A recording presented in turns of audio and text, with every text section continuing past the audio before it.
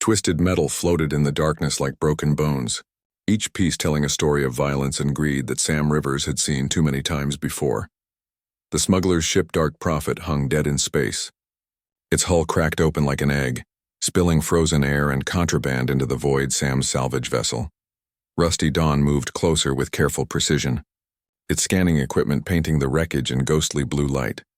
Another one bites the dust, Sam muttered to himself, checking his suit seals before heading to the airlock. The insurance company would pay him decent credits for whatever he could recover from this mess, and right now he needed every credit he could get. His ship was falling apart faster than he could fix her, and the bank was getting impatient about his loan payments. The Dark Prophet had been carrying something special according to the insurance manifest, rare, minerals from the Outer Rim mining operations. But Sam knew better than to trust manifests when it came to smugglers. These ships always carried more than they declared, usually the kind of cargo that made civilized folks look the other way and pretend they didn't know. Sam's boots clanked against the damaged hull as he made his way through the breach. The emergency lighting was dead, leaving only his helmet lamp to cut through the shadows inside. The ship looked like a hurricane had torn through it. Crates were scattered everywhere, their contents floating in the zero gravity like a twisted constellation of illegal goods. "What were you hauling, you greedy fool?" Sam said as he examined the wreckage. The ship's captain was long gone, probably ejected when the hull cracked, leaving behind only his cargo and his secrets. Sam began checking the scattered containers, most filled with the usual contraband, black market weapons, stolen data chips, and banned substances from worlds that didn't exist on official star charts. Then he found something that made him stop cold hidden behind a false wall in what used to be the cargo hold. Sam discovered a compartment that wasn't on any ship blueprint. The space was barely large enough for a person to crawl inside, and it was filled with cages row after row of small metal boxes, each one designed to hold something alive, something valuable enough to risk crossing 3 different military zones. Sam's helmet light illuminated the first cage, and he saw eyes staring back at him, tiny, intelligent eyes that reflected his light like precious gems. The creature inside was no bigger than his fist, with scales that shifted between deep blue and silver, and wings that looked too delicate to carry anything. The thing, he couldn't think of it as an animal, not with those eyes, pressed itself against the cage bars with desperate hope. "Holy stars," Sam whispered. Moving from cage to cage, each one held a similar creature, though some were different colors, gold, green, deep purple that seemed to glow from within. Most of the cages were silent now, their occupants curled up in positions that suggested they had given up hope long ago, but a few still moved, still tried to reach toward his light. Sam had seen enough black market operations to recognize what this was. The creatures were being trafficked, probably destined for some collector's private zoo or worse. The galaxy was full of species that considered such beings nothing more than exotic pets or research subjects. The fact that they were hidden so carefully meant they were worth serious money to someone. One cage caught his attention more than the others. The creature inside was smaller than the rest, and clearly injured. One of her wings hung at an odd angle, and there were marks on her scales that looked like crude surgical cuts. Someone had been experimenting on her, probably trying to figure out what made her species so valuable. As Sam moved closer, the little creature pressed against the cage bars with renewed energy. Her eyes, and Sam was certain now that she was female, though he couldn't say why, locked onto his faceplate with an intensity that made his chest tight. She made no sound, but something in her expression spoke louder than words could have. She was asking for help. Sam had strict rules about salvage operations. Don't get involved in other people's business. Don't take unnecessary risks, and absolutely never, ever get emotionally attached to the cargo. The galaxy was full of suffering, and trying to save everything would just get you killed. But looking at this tiny creature with her broken wing and her hopeful eyes, Sam found his rules crumbling like old metal. "This is stupid," he told himself as he began working on the cage lock. "This is the kind of stupid that gets salvage operators blacklisted and broke." The lock was simple but sturdy, designed to keep small creatures contained rather than to stop a determined human with the right tools. The cage door swung open with a soft click, and the little dragon, because that's what she looked like, a miniature dragon from old Earth stories, didn't immediately fly out instead. She studied Sam's face through his helmet, as if trying to decide whether this giant in the metal suit could be trusted. Slowly, carefully, she extended one tiny clawed hand toward his glove. When her fingers touched the metal, she seemed to relax, as if she could sense something about him that others couldn't. She climbed onto his palm with delicate grace, her weight so slight he could barely feel her. "You're hurt," Sam said softly, examining her damaged wing. The injury looked recent, probably inflicted during her capture. The surgical marks on her scales were harder to explain. Someone had been cutting into her, taking samples or installing something. Sam's anger began to build as he realized the full extent of what had been done to her. The other creatures in the remaining cages began moving more actively, sensing that something was changing. Their rescuer carefully opened each cage. Though not all of the occupants were still alive, the ones that could move gathered around Sam's hands and arms, their small forms seeking warmth and safety in his presence. Sam made a decision that would change his life forever. Instead of turning the creatures over to the insurance company as part of the salvage, he quietly transferred them to his own ship. The Rusty Dawn wasn't equipped for passengers, especially ones this small and fragile. But Sam improvised. He set up a makeshift habitat in his quarters using emergency blankets and spare equipment. An injured dragon, he decided to call her Perri, after his sister's old pet bird seemed to understand that she was safe now. She settled onto a soft cloth near his bunk, watching him with those impossibly intelligent eyes as he worked to make the others comfortable. "The galaxy's a cruel place for creatures like you," Sam told her as he prepared a meal from his emergency rations. The food wasn't designed for her species, but it was all he had. "Too many people see you as things instead of beings, but you're not things. Are you? You're people, just smaller than the rest of us." Perri tilted her head at his words, and Sam could have sworn she understood every word. He was probably projecting human emotions onto an alien creature, but something in her expression suggested a depth of understanding that made his assumptions feel less foolish. As his ship began the long journey back to human space, Sam found himself with unexpected passengers who would soon become something much more important. They were refugees, survivors, and perhaps the key to understanding that the universe was much more complex and cruel than even a salvage operator had imagined. The Dark Prophet continued its silent drift through space, its secrets now scattered across Sam's ship like seeds waiting to grow into something the galaxy had never seen before. A bond between species that would prove stronger than greed, more powerful than law, and more dangerous to the established order than any weapon ever built. 3 weeks into their journey, Sam discovered that his tiny passengers were far more complex than any pet or simple creature he had ever encountered. Perri had claimed the corner of his bunk as her personal territory, building what could only be described as a nest from scraps of fabric and bits of insulation she had somehow gathered. The other rescued dragons had done the same throughout his quarters, creating small communities that seemed to operate according to rules he couldn't understand. Sam woke each morning to find Perri perched on his pillow, waiting patiently for him to open his eyes. The moment he stirred, she would launch herself into the air and land gently on his shoulder, wrapping her tiny arms around his neck in what he had come to think of as their daily hug.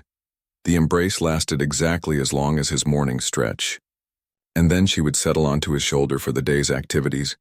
"You're like a tiny alarm clock," Sam told her one morning as she performed their ritual. "Except you don't make that awful buzzing sound."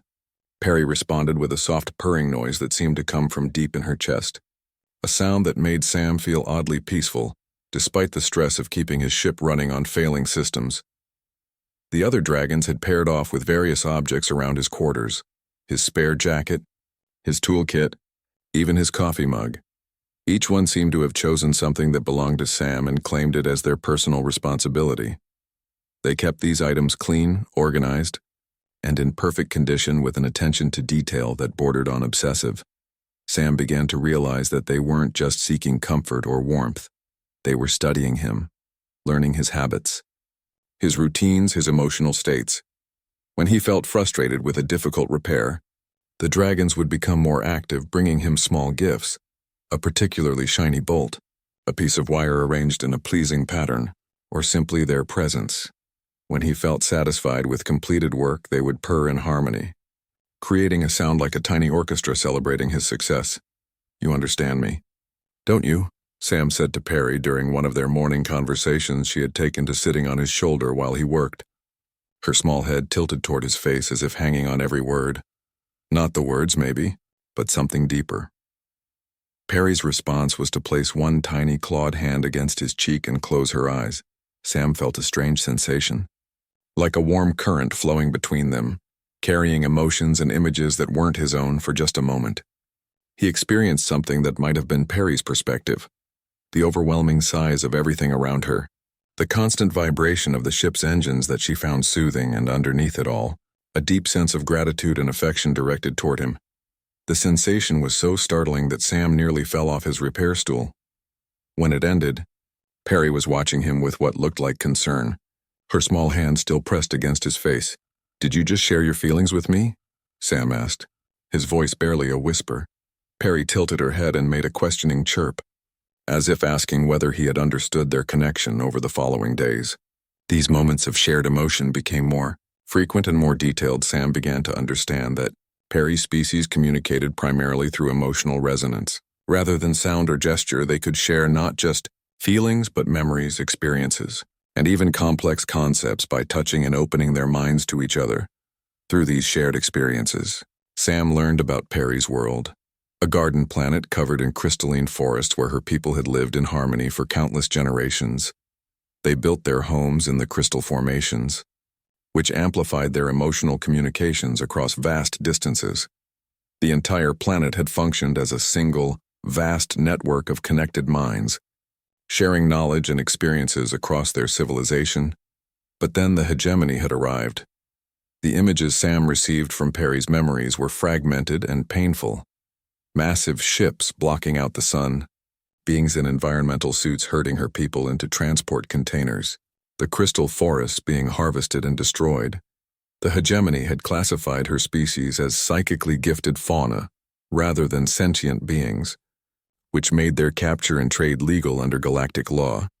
"They took your families," Sam realized during one particularly intense sharing session. Perri's response was a wave of grief so profound that it nearly brought tears to his eyes. "They separated you from everyone you loved and sold you like property." The other dragons had similar stories. Sam learned through his growing connection with Perri. They came from different capture sites across their homeworld, some taken as adults, others as younglings who had never known their birth families. The trauma of separation had left them all damaged in different ways, struggling to maintain their emotional connections without their natural community network. But something was changing aboard the Rusty Dawn. The dragons were beginning to reconnect with each other through their shared bond with Sam. He had become an unexpected bridge between their isolated minds, his human emotions providing a common reference point that allowed them to find each other. Again, Sam watched in fascination as the dragons began working together on small projects around his quarters. They would coordinate their movements with silent precision, completing tasks that would have been impossible for creatures their size working alone. When one of them discovered something interesting, a loose wire that needed attention, or a component that was wearing out, the knowledge would spread instantly to all the others. "You're healing," Sam told them one evening as he watched their coordinated dance around his workspace. "Not just your bodies, but your minds. You're becoming a community again." Perri flew to his shoulder for their evening hug, but this time the embrace was different. Sam felt the presence of all the other dragons joining their connection, their emotions flowing together like streams joining a river. For a moment, he experienced what it must have been like to be part of their original civilization, minds linked in perfect harmony, knowledge and love flowing freely between them. But there was something else in their shared emotions now, something that hadn't existed in their original world. A fierce protectiveness directed toward Sam, and through him toward all humans. The dragons had experienced human kindness through their connection with him, and they were beginning to understand that his species possessed something rare in the galaxy, the ability to see other beings as worthy of compassion regardless of their size or appearance. "The galaxy doesn't know what you are," Sam realized as the connection faded. "They see you as animals, as property, but you're not just intelligent, you're empathic. You feel what others feel, and you remember everything." Perri's response was a complex mix of sadness for what her people had lost and determination to prevent it from happening to others. Through their bond, Sam understood that the dragons weren't just seeking safety for themselves. They were gathering information, learning about the galaxy that had enslaved them, and preparing for something that none of their captors could imagine. As the Rusty Dawn continued its journey through the void, its cargo hold contained more than just rescued creatures. It carried the seeds of a revolution that would reshape the galaxy's understanding of intelligence, compassion, and the true meaning of civilization. But first, they had to survive the journey home. And Sam was beginning to realize that their rescue had not gone unnoticed by those who profited from the dragon's enslavement. Sam's first warning came through the emergency communications array while he slept, dragging him from dreams filled with crystalline forests and shared emotions. The message was brief and anonymous, transmitted on frequencies that only black market operators used. Return stolen hegemony property or face collection action. Compliance deadline 72 standard hours. Perri was already awake on his shoulder when Sam finished reading, her small body tense with alarm. Through their emotional link, he felt her fear mixed with something else. Recognition she had experienced whatever collection action meant before, and the memory terrified her. "They know," Sam said quietly, looking around his quarters at the other dragons who had all emerged from their sleeping spots. "Someone reported that I took you from the wreck." The dragons gathered closer to him, their usual playful energy replaced by a watchful stillness that reminded Sam uncomfortably of prey animals, sensing predators over the next day. Sam learned more about his passengers than he had wanted to know. Perri's emotional sharing became more intense and detailed, flooding him with memories that explained why the dragons were so valuable to the hegemony and why their recovery was worth pursuing across half the galaxy. The dragons weren't just empathic, they were living, emotional amplifiers and regulators. When properly conditioned, they could influence the emotional states of other beings.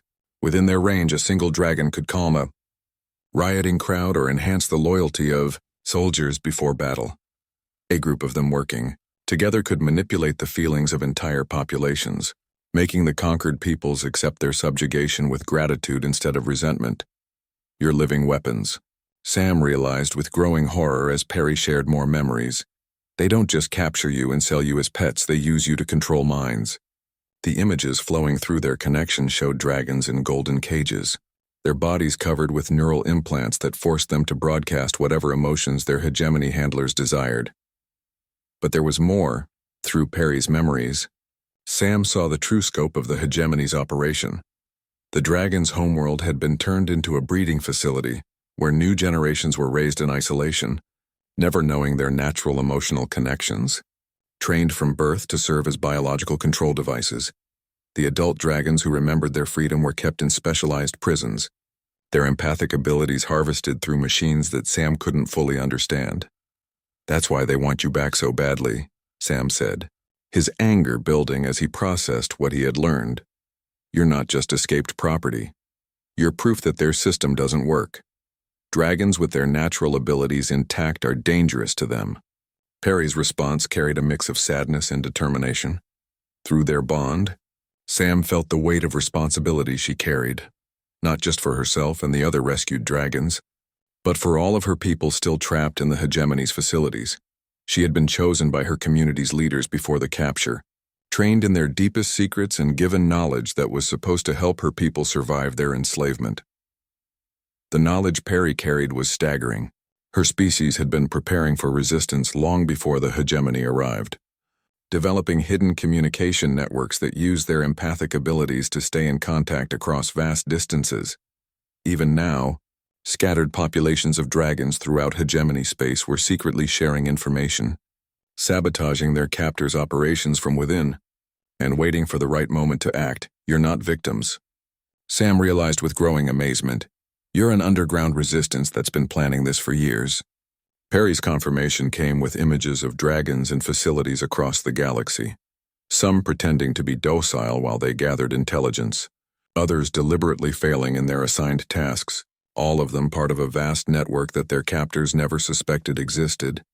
But the network needed something it didn't have: allies from outside the hegemony's control, beings who could act openly while the dragons worked in secret. The resistance had identified humans as potential partners, But they needed proof that Sam's species could be trusted with their secrets, as if summoned by Sam's thoughts. The Rusty Dawn's sensors detected approaching ships, 3 vessels moving in formation, their energy signatures marking them as hegemony enforcement cruisers. The kind of ships that dealt with collection actions against those who interfered with official business. Sam felt a familiar surge of protective anger rising in his chest, the same emotion that had driven him to rescue the dragons in the first place, now amplified by his understanding of what they had suffered and what awaited them if they were recaptured. The hegemony wanted to treat these intelligent, feeling beings as property. That was something Sam Rivers would never accept. "Hold on," he told his passengers as he began powering up the Rusty Dawn's engines. "We're not going back without a fight." The ensuing chase through the asteroid fields of the Kellen system became the stuff of salvage operator legend. Sam pushed his aging ship beyond its design limits, using every trick he had learned in 20 years of dangerous work. The dragons helped in ways that surprised him. Their empathic abilities allowed them to sense the emotions of the pursuing crews, giving Sam advance warning of their intentions and strategies. But the hegemony ships were newer, faster, and better armed. It was only a matter of time before they would be caught. Sam made a decision that he knew would change everything. He activated his emergency beacon on human military frequencies and broadcast a message that would reach every human ship within 3 sectors. "This is salvage vessel Rusty Dawn requesting immediate assistance. We are under attack by hegemony forces while protecting sentient beings who were illegally enslaved and trafficked. Any human vessel receiving this message, we need help now." The response was immediate and overwhelming. Within hours, human ships began dropping out of hyperspace around Sam's position. Military vessels, merchant cruisers, even private yachts whose owners had heard the call and decided to help. The hegemony enforcement ships found themselves outnumbered 10-1 by an improvised human fleet, whose captains all seemed to share the same burning anger at what they had learned. Admiral Foster, commanding the human naval vessel Liberty's Edge, took personal control of the situation. Her message to the hegemony ships was brief and direct. "You have 30 seconds to withdraw from this system, or we will consider your presence an act of war against human citizens." The hegemony ships retreated, but not before transmitting their own message to the assembled human fleet. "Interference with legitimate hegemony law enforcement constitutes an act of piracy under galactic statutes. You will all be held accountable for this illegal action." Admiral Foster's response would be remembered in history books. The hegemony's laws don't apply when they involve enslaving innocent beings. Human law recognizes the rights of all sentient species, and we will enforce those rights with whatever force necessary. As the immediate crisis passed and the human fleet began organizing itself for what everyone knew would be larger conflicts to come, Sam found Perri back on his shoulder for their daily hug. But the embrace felt different now, charged with new purpose and shared understanding through their emotional connection. Sam felt the hope and determination of dragons across the galaxy, as word of the rescue spread through their hidden networks. The resistance had found its allies, and the galaxy would never be the same. The hegemony's greatest strength, their ability to control others through fear and manipulation, was about to encounter something they had never faced before. Humans who refused to look away from injustice, and dragons who remembered what freedom meant. The storm was gathering, and at its center stood the unlikely partnership between a gruff salvage operator and the tiny dragon who had chosen him as her bridge between 2 worlds. News of the dragon rescue spread through human space like wildfire through dry grass, igniting something primal in the collective human consciousness that even politicians couldn't ignore. Sam found himself suddenly famous in ways he had never wanted, his gruff face appearing on news broadcasts across dozens of worlds while reporters competed to tell the story of the salvage operator who had started an interstellar incident over a handful of tiny creatures. The Rusty Dawn was escorted to Earth's primary orbital station, where Sam discovered that his simple act of compassion had triggered the largest military mobilization in human history. Admiral Foster met him personally at the docking bay, her weathered face showing the kind of controlled fury that made experienced soldiers step carefully around her. "Captain Rivers," she said, studying Perri, who was perched on Sam's shoulder with her usual calm confidence. "We need to talk. Your little friends have been sharing some very interesting information with our xenobiology teams." The debriefing session lasted 3 days and changed everything Sam had thought he knew about galactic politics. The dragons' empathic abilities allowed them to communicate with human researchers in ways that bypassed language barriers entirely, sharing memories and experiences that painted a picture of hegemony operations that shocked even hardened military intelligence officers. Through carefully controlled emotional links, the dragons revealed the full scope of their species' enslavement. Thousands of breeding facilities across hegemony space, millions of dragons conditioned from birth to serve as living control devices, entire planetary populations kept docile through empathic manipulation. The hegemony's power wasn't built on superior technology or military might. It was founded on the systematic abuse of beings whose natural compassion had been weaponized against the galaxy. "This isn't just slavery," Admiral Foster said during one of their strategy sessions, her voice tight with barely controlled anger. "This is something worse. They're using empathic beings to commit psychological warfare against entire civilizations, making conquest victims, grateful for their oppression." But the dragons had also shared something else through their emotional networks: detailed intelligence about hegemony military positions, political structures, and most importantly, the locations of dragon populations throughout their territory. The resistance network that Perri's people had built over generations of captivity had been gathering information for exactly this moment. "They've been waiting for us," Sam realized as he watched human military planners studying the intelligence data. Not humans specifically, but someone like us. Someone willing to fight for others without expecting anything in return. Perri confirmed his understanding through their daily shoulder embrace, which had evolved into something far more complex than simple affection. Now their morning ritual included brief moments of strategic communication, where she shared updates from the Dragon Resistance Network and received information about human military preparations. The tiny creature on his shoulder had become an unofficial ambassador between two species preparing for war. The human response was swift and decisive, in ways that surprised even Sam. President Chen addressed the combined parliament of human worlds with words that would echo through history. "We have learned that our galaxy contains horrors that civilized beings cannot tolerate. The systematic enslavement and abuse of sentient empathic beings represents a crime against consciousness. Itself, humanity will not stand by while such atrocities continue." Within weeks, human shipyards were working around the clock to convert civilian vessels into military transports and rescue ships. Volunteers flooded recruitment centers, many of them families with children who had seen Perri's image on news broadcasts and decided that protecting creatures like her was worth risking everything. The human military found itself overwhelmed with offers of support from civilians who demanded to be part of the liberation effort. Other galactic civilizations watched this mobilization with mixtures of amazement and alarm. The hegemony's client species issued diplomatic protests, claiming that humans were violating interstellar law by interfering with internal hegemony affairs. More neutral civilizations urged caution, arguing that a war with the hegemony would devastate the galaxy regardless of who won. The human response to these concerns was characteristically direct. They didn't care.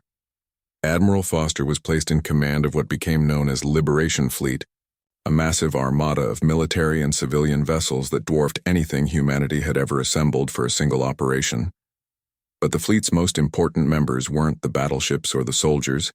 They were the dragons. Perri and her fellow refugees had grown stronger during their time in human space, their natural empathic abilities enhanced by the emotional support and genuine affection they received from their human partners.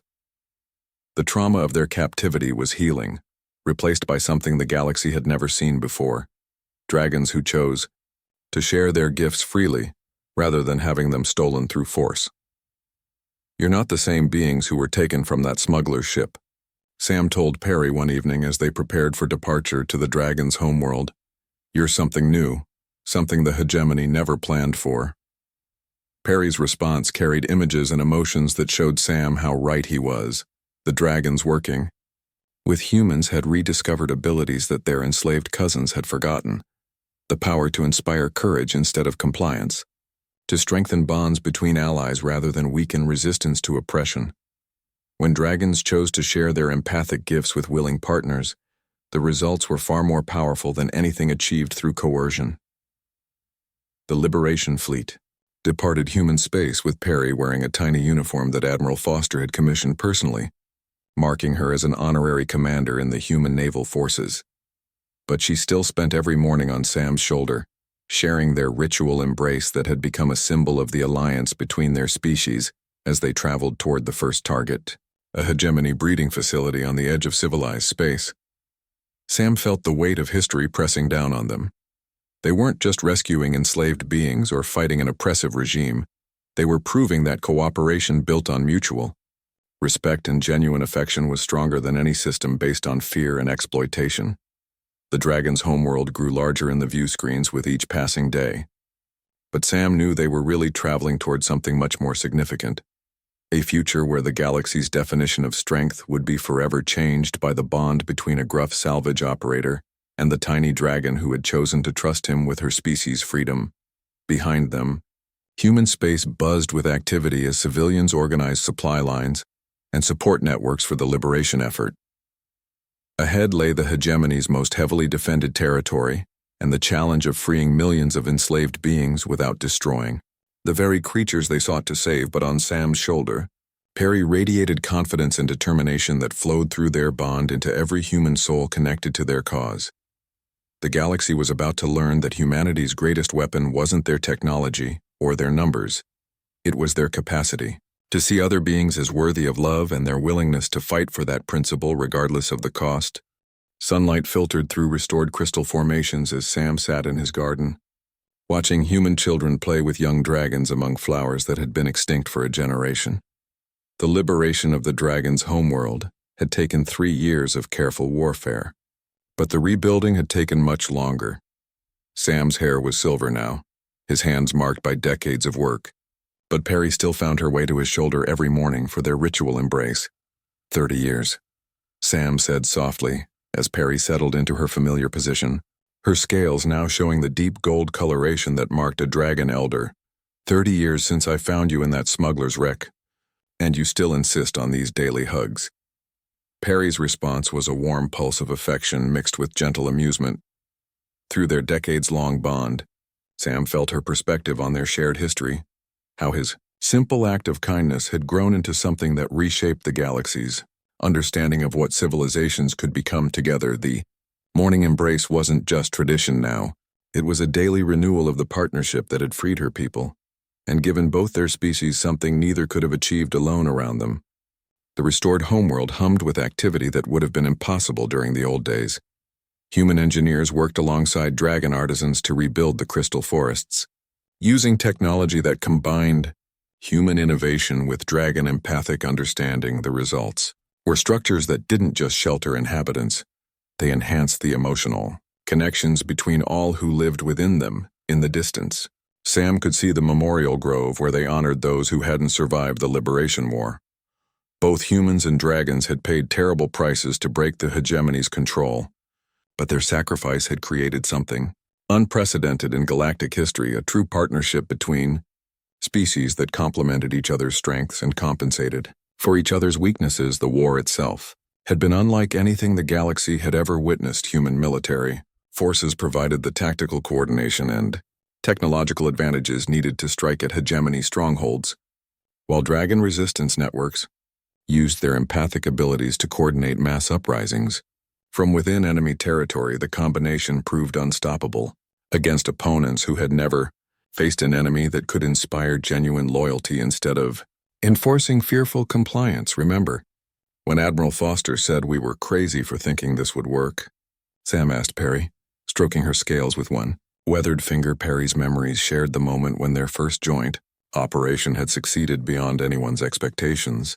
Human ships providing cover while freed dragons used their abilities to break the conditioning of their enslaved cousins, creating cascading liberation events that the hegemony couldn't contain. The fall of the hegemony had triggered a galactic renaissance, as dozens of oppressed species found themselves free to rebuild their civilizations without fear. Other galactic powers had initially tried to fill the vacuum left by the hegemony's collapse, but they discovered that the human dragon alliance had fundamentally changed the rules of interstellar politics. Civilizations built on cooperation and mutual respect proved more resilient and innovative than those based on domination and fear. Sam's garden was visited daily by representatives from across the galaxy, former hegemony subjects who wanted to learn how the alliance worked, neutral species curious about human-dragon cooperation methods, even former hegemony officials seeking amnesty in exchange for information about remaining slave operations. The galaxy was slowly learning that strength came from lifting others up rather than keeping them down. Commander Perri, a young human voice called from the garden path.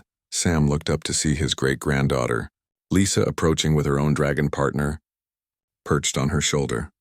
The girl wore the uniform of the Galactic Liberation Service, the organization that had grown from their original rescue mission into something that monitored and prevented exploitation across known space. Lisa's dragon partner was one of Perry's distant cousins, a bright blue creature named Spark, who had been born free and chose human partnership out of curiosity rather than desperation. The younger generation of both species treated their cooperation as natural as breathing, creating bonds that were even stronger than what Sam and Perry had achieved. Grandfather Sam. Commander Perri, Lisa said formally, then broke into a grin. The new class of liberation officers is graduating today, and they want both of you to speak at the ceremony. Through Perri, Sam felt the pride and affection that the entire dragon community held for their human partners. The children who played in his garden would grow up in a galaxy where empathic beings were protected by law and honored for their gifts, rather than exploited for them. Sam stood slowly, his joints protesting after decades of hard living, but Perry's presence on his shoulder made the movement easier. Their bond had evolved over the years into something that strengthened both of them, his experience and determination supporting her natural wisdom, her empathic abilities helping him understand the emotions and needs of those around them. At the graduation ceremony, Sam found himself looking out at hundreds of young humans and dragons who had chosen to dedicate their lives to protecting others. The Liberation Service now operated across the galaxy, using the same combination of human determination and dragon empathy that had freed Perry's people to identify and prevent exploitation wherever it occurred. When I first found Perri, Sam told the assembled graduates, his voice carrying clearly through the crystal amphitheater, I thought I was just saving one small creature from an ugly situation. I never imagined that simple act of compassion would lead to all this. Perri added her own emotional broadcast to his words, sharing the feelings of gratitude and hope that connected every dragon in the audience to their human partners. The ceremony concluded with the traditional bonding flight, where new dragon-human partnerships took to the skies together. Sam watched from the ground as hundreds of tiny figures soared overhead in perfect coordination, their movements guided by empathic connections that made them more effective than any military formation ever designed. As evening fell and the celebrations continued around them, Sam and Perri returned to their quiet garden. The galaxy had changed dramatically since their first meeting, but some things remained constant. Perri still needed her daily embrace, and Sam still felt honored to provide it. Their bond had become the foundation for something larger than either of them could have imagined, but it had never lost the simple intimacy of trust between two beings who chose to care for each other. Tomorrow's going to be another busy day, Sam said as Perri prepared to settle in for the night. More visitors, more meetings, more requests for advice on how to build lasting partnerships between species. Perri's response carried amusement and anticipation. She enjoyed their role as living examples of what cooperation could achieve in his dreams that night. Sam saw the future that their alliance was building, a galaxy where beings of all sizes and abilities worked together, where empathy was valued over dominance, where the strong protected the vulnerable instead of exploiting them. It was a future that had begun with a single act of kindness in the dark between stars, nurtured by daily embraces between a gruff salvage operator and a tiny dragon who refused to let go of hope when morning came. Perri was waiting on his pillow as always, ready to begin another day of the work they had chosen together across the galaxy. Thousands of other human-dragon partnerships were starting their own days the same way. Each morning hug a renewal of the bonds that kept their civilization strong. The galaxy had learned what humans and dragons knew by heart, that love freely given was the most powerful force in the universe, and that protecting those who needed protection was the highest calling any being could answer. Sam Rivers had thought he was just running a salvage operation, but he had actually been building the foundation for a better tomorrow, one daily embrace at a time.